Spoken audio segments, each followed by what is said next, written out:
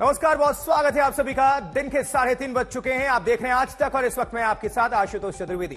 खबर दिल्ली से, क्योंकि दिल्ली में अरविंद केजरीवाल के खिलाफ मुश्किलें बढ़नी शुरू हो चुकी हैं। केंद्रीय सतर्कता आयोग ने बीजेपी के शीश महल के आरोपों को लेकर विस्तृत जांच के आदेश दे दिए हैं और इस मामले में पिछले साल से ही सीवीसी के आदेश पर जांच चल रही थी। शुरुआती रिपोर्ट मिलने के बाद अब विस्तृत जांच का आदेश जारी हुआ है, यानी इस मामले पर केजरीवाल पर कानूनी संकट का नया शिकंजा कस रहा है।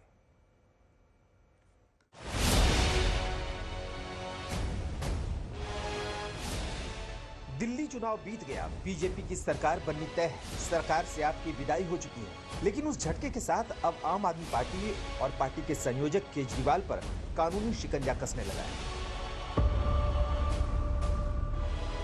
भ्रष्टाचार के जिन आरोपों को गिना गिनाकर बीजेपी ने दिल्ली की सत्ता में 27 साल बाद वापसी की है, अब बीजेपी के वही आरोप केजरीवाल पर भारी पड़ रहे हैं। बीजेपी ने चुनाव में उस आरोप का बार बार जिक्र किया।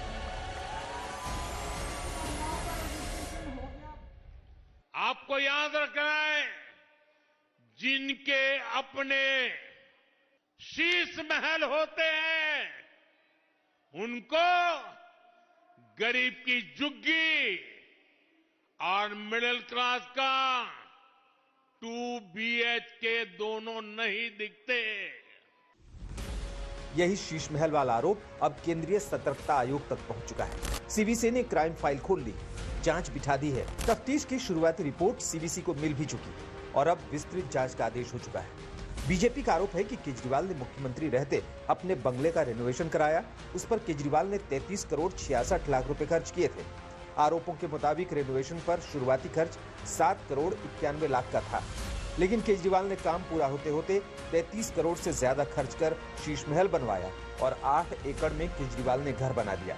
आरोपों के मुताबिक इस काम को पूरा करने के लिए नियमों की धज्जियां उड़ाई गई। इन शिकायतों के साथ पिछले साल अक्टूबर में बीजेपी नेता विजेंद्र गुप्ता ने केंद्रीय सतर्कता आयोग से जांच की गुहार लगाई। उनकी शिकायत दर्ज हुई। सीवीसी ने सीपीडब्ल्यूडी को जांच सौंप दी। जिस तरह से कानून को धता बताकर भ्रष्टाचार किया गया और शीश महल का एक भ्रष्टाचार का एक पूरा पहाड़, जिसको कहेंगे शीश महल के रूप में, वो साफ रूप से दिखाई दे रहा है कोसों दूर से भी।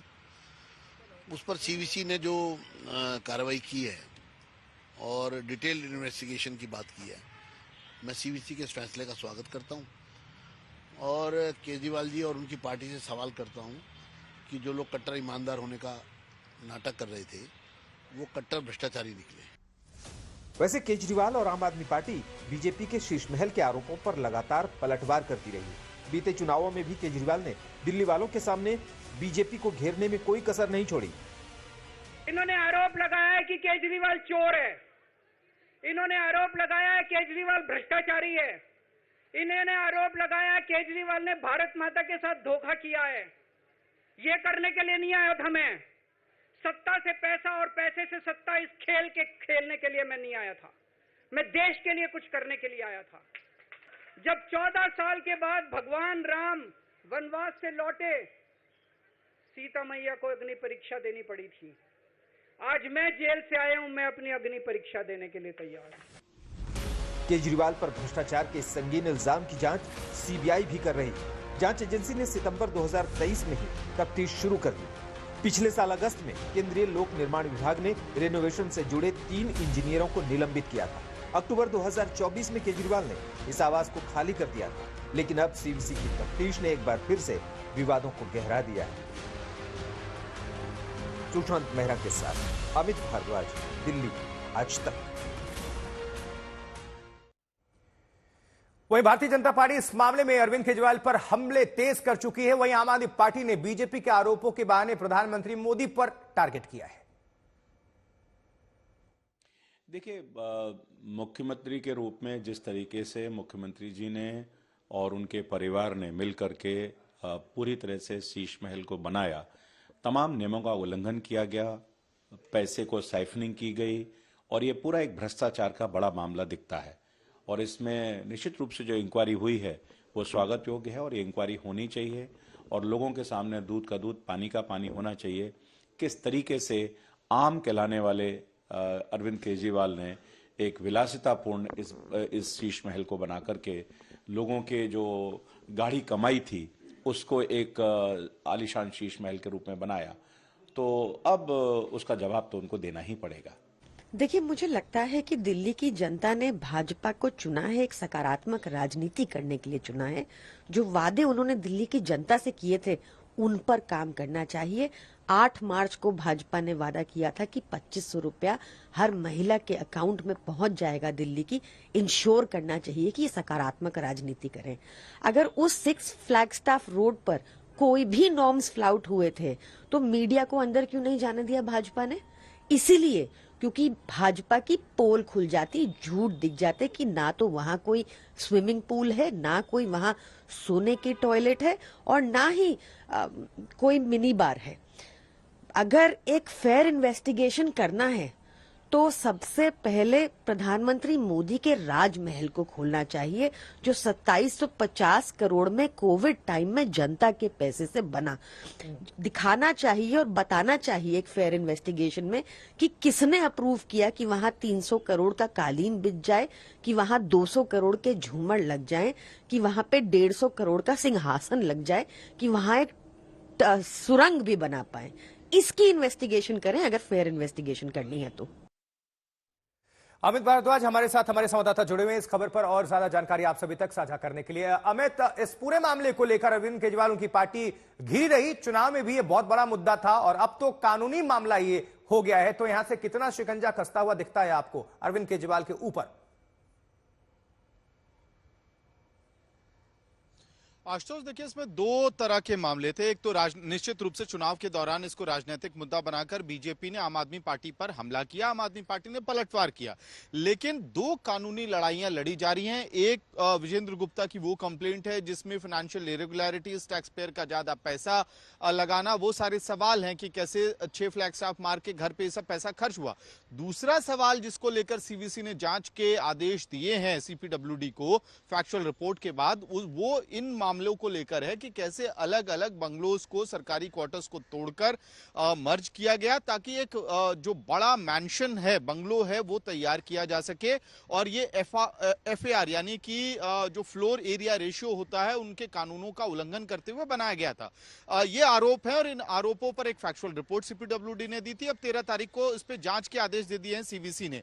कुल मिलाकर आप ये कह सकते हैं कि अगर जांच होती है और इसमें कोई गलती पाई जाती है तो कई सारे पीडब्ल्यूडी के अधिकारियों के लिए मुश्किलें खड़ी होंगी। और फिर किस तरह की एजेंसी को ये जांच हैंडओवर किया जाता है, क्योंकि सीवीसी क्या आने वाले दिनों में सीबीआई इंक्वायरी या किसी और एजेंसी को हैंडओवर करेगी इस पूरे जांच को रिपोर्ट बनाने के बाद, वो देखना होगा। और ऐसे में सिर्फ कार्रवाई अधिकारियों के खिलाफ होगी या फिर अधिकारियों से बढ़कर आम आदमी पार्टी के मुखिया के ऊपर भी जो कानूनी कार्रवाई हो सकती है। आशुतोष,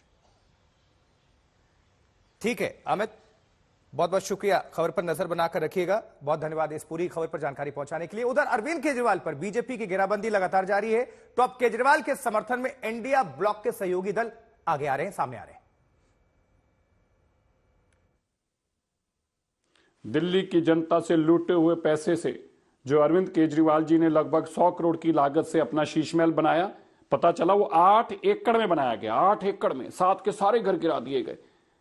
ऐसी जिंदगी जीने का सपना लेकर अरविंद केजरीवाल जी आए थे। उसका चीफ विजिलेंस कमीशन ने उसकी इंक्वायरी शुरू की है, जहां मैं इसका स्वागत करता हूं। वहीं अरविंद केजरीवाल जी, अब दिल्ली और देश के लोगों का आपका असली चेहरा सामने आएगा और सच पता चलेगा। देखिए, इलेक्शन के रिजल्ट आए हुए काफ़ी दिन हो गए हैं। अब अभी तक दिल्ली को कोई मुख्यमंत्री नहीं मिला है। मुख्यमंत्री क्यों नहीं मिला है? क्योंकि प्रधानमंत्री नरेंद्र मोदी जी थोड़े व्यस्त हैं, फ्रांस गए, अमेरिका गए, अब कल रात को लौटे हैं। आज प्राथमिकता दिल्ली वालों के लिए क्या है कि उनको उनका मुख्यमंत्री भी पता चले, उनका कैबिनेट पता चले, कौन किसके पास अपनी अपील कर सकें, किससे वो उम्मीद कर सकें, कौन सी अपेक्षाएं रख सकें। पर काम क्या हो रहा है? पॉलिटिकल टारगेटिंग, हाउंडिंग, वही करप्शन का के आड़ में पॉलिटिकल टारगेटिंग करना। तो मैं उम्मीद करती हूं कि जल्द से जल्द मुख्यमंत्री कौन होगा, भारतीय जनता पार्टी का चेहरा कौन होगा दिल्ली में, उसका नाम घोषित किया जाएगा, शपथ विधि को किया जाएगा और दिल्ली को उसकी सरकार मिलेगी। वहीं देखिए, सीबीसी जांच को लेकर भारतीय जनता पार्टी सांसद प्रवीण खंडेलवाल ने कहा है कि इस आदेश का इंतजार तो दिल्ली वाले बहुत दिनों से कर रहे थे, अब सच सामने आएगा।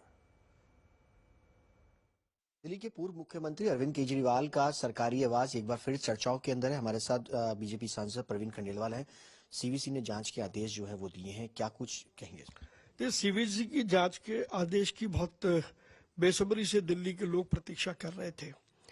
अब सीवीसी की जांच से स्पष्ट होगा और वो सच सामने आएगा कि वास्तव में शीश महल में क्या हुआ, किस तरह से एक हुक्मरान ने जो शुचिता की राजनीति की बात करने दिल्ली में आया था और दिल्ली ने बड़े विश्वास से उस हुक्मरान को दिल्ली की गद्दी सौंपी थी, कि किस बेदर्दी से उन्होंने सरकारी धन का दुरुपयोग की पराकाष्ठा तक जाकर के किया है। मेरा तो अपना निजी विचार है कि शीश महल को म्यूजियम ऑफ पब्लिक करप्शन बना देना चाहिए और दिल्ली की जनता के लिए खोल देना चाहिए, ताकि दिल्ली की जनता को ये दिखाई दे कि जो व्यक्ति आम आदमी की बात करता था उसने अपने लिए और अपने परिवार के लिए ऐशो आराम की सारी सुविधाएं किस तरीके से छल से कपट से ली है।